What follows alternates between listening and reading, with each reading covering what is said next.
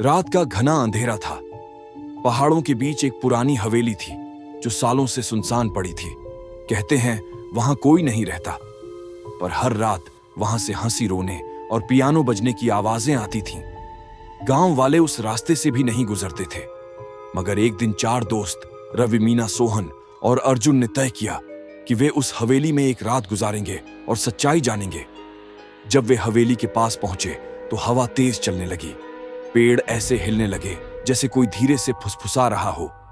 रवि ने दरवाजा खोला और एक डरावनी चरमराहट के साथ वह खुल गया।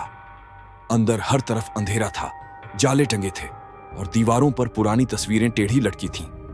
वे सब टॉर्च जलाकर हर कमरा देखने लगे। तभी एक कमरे में उन्हें एक पुरानी डायरी मिली जिसके ऊपर लिखा था, मेरा नाम अनामिका है और मैं यहां अब भी हूं। डायरी के पन्ने खून से सने थे और उसमें लिखा था कि अनामिका का पति एक जादूगर था जिसने उसकी आत्मा को हमेशा के लिए हवेली में कैद कर दिया था ताकि वह कभी मर न सके। मीना ने जैसे ही आखिरी पन्ना पलटा, पियानो अपने आप बजने लगा और कमरे में ठंडी हवा चलने लगी। एक सफेद साया धीरे धीरे दीवार से निकलकर उनके सामने आया। सबके हाथ कांपने लगे। रवि ने डरते हुए पूछा, तुम कौन हो? उस साये ने कहा, मैं अनामिका हूं। मेरे पति ने मुझे मारकर यहीं कैद कर दिया और अब जो भी इस हवेली में आता है मैं उसे अपना दर्द महसूस कराती हूं। तभी ऊपर वाले कमरे से पैरों के घिसटने की आवाज आई। वे सब डरते हुए सीढ़ियां चढ़े। ऊपर देखा तो एक आदमी की लाश हवा में लटक रही थी। उसके हाथ में लाल रंग का दिया था। उस रोशनी में अनामिका का चेहरा साफ दिखाई देने लगा। उसकी आंखें खून जैसी लाल थीं और बाल हवा में उड़ रहे थे। वह बोली, अगर तुम लोग यहां से बचना चाहते हो तो मेरे पति की आत्मा को मुक्त करो। अर्जुन ने कहा, कैसे? अनामिका बोली, उस कमरे में जाओ जहां मेरी मौत हुई थी। वहां एक तस्वीर है, उस तस्वीर को आग में जलाओ।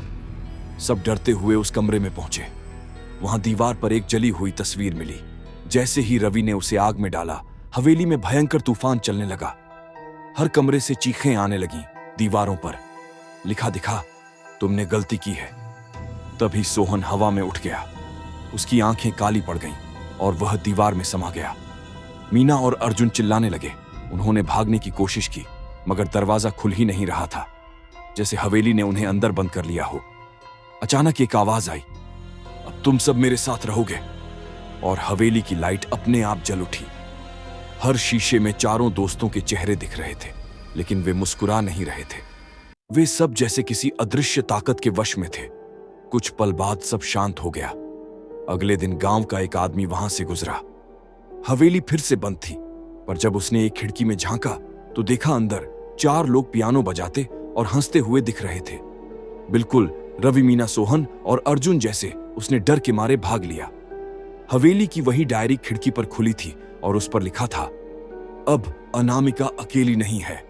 और तभी हवेली के अंदर से पियानो की वही पुरानी धुन फिर से गूंज उठी।